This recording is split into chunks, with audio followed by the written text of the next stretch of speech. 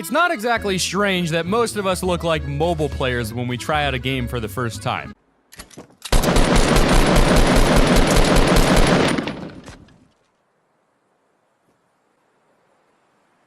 This is especially true if you don't usually play games of that exact type or genre. Fortnite is no exception to that. I wasn't that hot in my first game of Fortnite either. Just kidding, this is me winning my first ever game by sitting in a bush.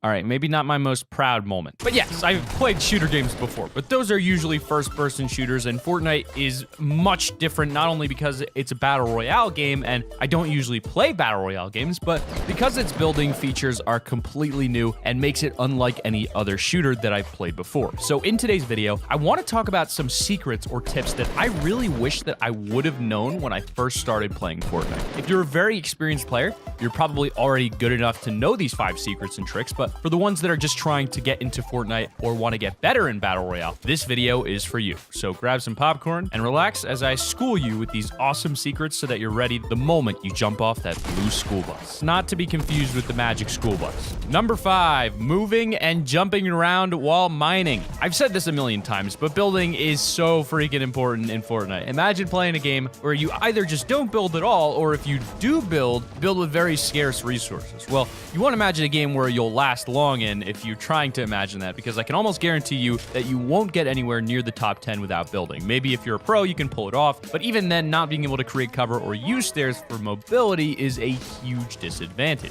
Because of this, it's important to gather resources whenever you get the chance. Now, that doesn't mean you should spend the entire game getting 999 of each material. You'd have a better chance of winning not building over spending the entire game chopping down trees and destroying cars and bricks. But what this does mean is that you should have a good amount of materials so that if you encounter someone, you can build cover, or if it's close combat, be able to counter their aggressive plays and get on the offensive or defensive. Have at least 150 of each material, or at the very least, have at least 200 wood. Now, a really good tip to speed up the resource gathering would be mining for materials while jumping. What I mean by that is think about when you're running towards someplace.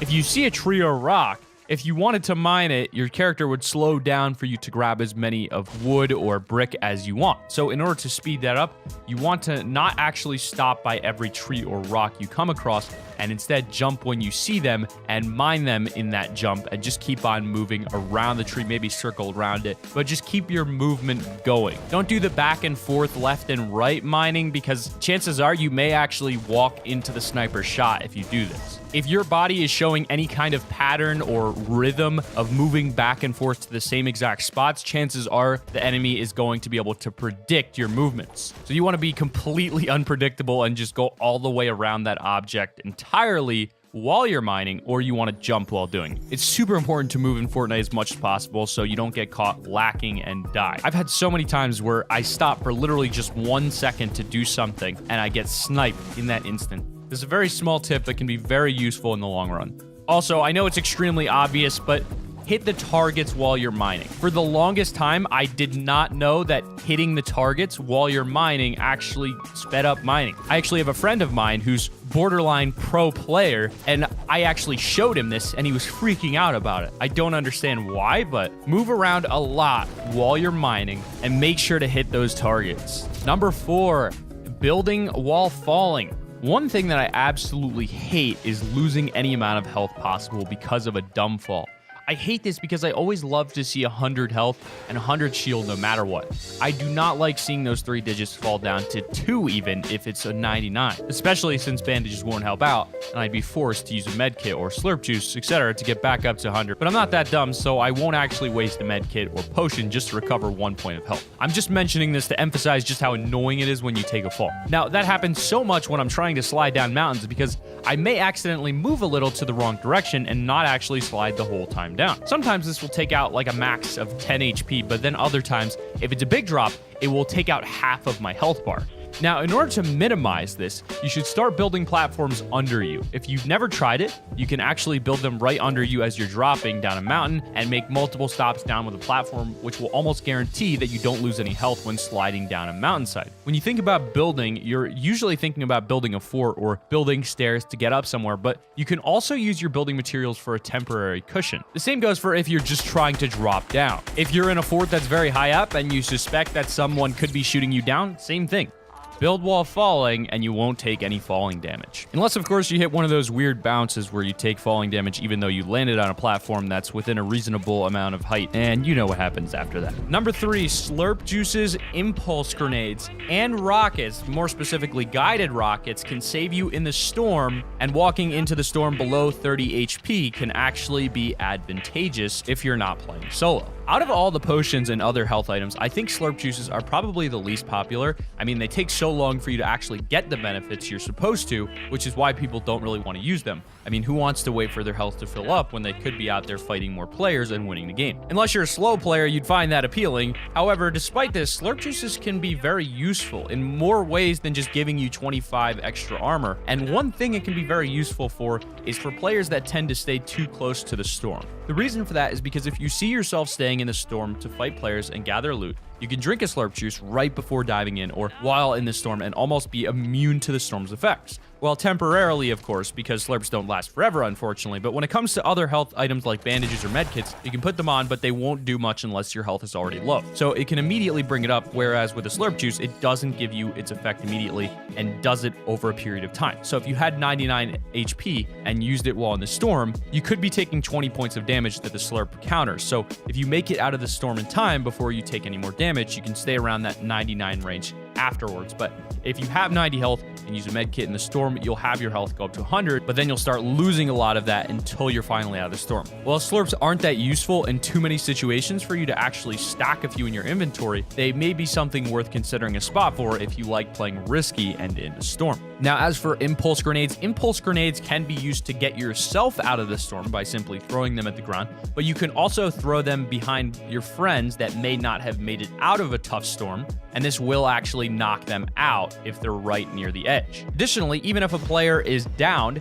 using a guided missile, you can pick that downed player up with a guided missile and you can carry them out of the storm. The probability of you finding Launchpad has been increased by 25% as of the latest update. So there are now many ways to make it out of the storm. Number 2, going to the same house as someone else is a bad idea, but if you don't have a choice, then go to the bottom of that house. Now, this one is probably a no-brainer for experienced players, and not so much of a secret as it is a tip, but all of us have done this so much before we actually got the hang of Fortnite, so it's worth a spot on this list. What I'm talking about is diving down to the same roof that someone else is also targeting. Now, sometimes this is due to poor judgment, and other times it's out of desperation or because you landed too late. But if another building isn't too close, but whatever the case may be, it's too risky. Dropping down to the same building either means A, you'll try to axe each other to death, and so basically wasting a game because either you'll die or you will lose enough health to where even if you kill the opposing player, you just die off just one shot to your body afterwards if someone spots you, or B, both of you will try to find a gun first, and whoever gets one first will probably eliminate the other immediately, or even if both of you get a gun, you'll get into a situation where you're so close to each other that you'll both end up really hurt. So even if you win the gunfight, you'll probably die really quickly if someone spots you afterwards. So diving down too close to an enemy player will guarantee you getting either critically wounded or dead. So just don't do it.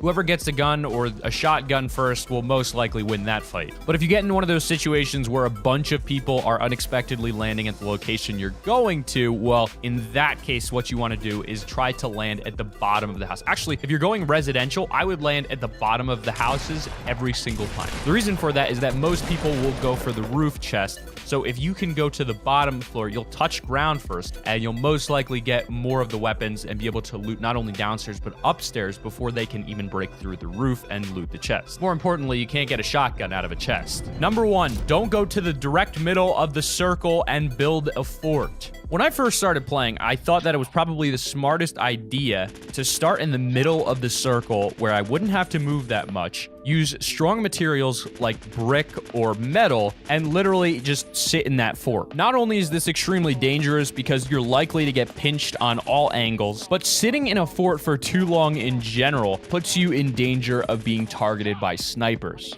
especially if your fort's length is only 1. If this is the case, then clearly there's only one place in your fort where your head can pop up, and that's within the area of that 1 block space. Because of this, in a lot of ways, it's actually more safe to stay on the move and continue to rotate around the zone than it is to sit in a fort. Now, of course, a lot of times you're going to be forced to put up a fort and stay there, but as soon as you finish the battle that you're currently in, you want to try to get on the move as quickly as possible so that you don't get pinched. That's why the victor of most epic building battles are usually the cleanup crew. Moving around and learning how to build cover when necessary is a lot more effective than just building a fort and waiting around. The last remaining players will most likely have RPGs, they'll most likely destroy your fort, and then you'll have to move anyway. So don't get pinched, don't sit in a fort, stay on the move. And if you need any help with building, I do have a building guide on my channel, so make sure to check that out. So those were 5 secrets that I really wish I knew when I first started playing Fortnite Battle Royale. Let me know what you guys thought, and if you have any more secrets or tips you wish you could have given your past self before you started playing Fortnite. I'm sure there are a million more and better things I could have definitely told myself when I first got into Battle Royale, but that's about it for my commentary. Feel free to drop your thoughts and advice for newer Fortnite players down in the comment section below. I really hope this helps you guys. Subscribe to the channel if you're new. Drop a like if you've enjoyed the video. Also, make sure to tune in every Wednesday and Friday at 7:30 p.m. Eastern Time on Twitch and YouTube for my regularly scheduled live streams. And if you guys want to join my Discord, link for that is also in the description. I'm currently looking for some moderators and staff members. I'm looking to improve the Discord a little bit more. I know it's a little bit inactive right now because I'm still setting everything up, but hopefully we can get a community built in not too long. Other than that, though, I hope you guys have a wonderful day. And as always, stay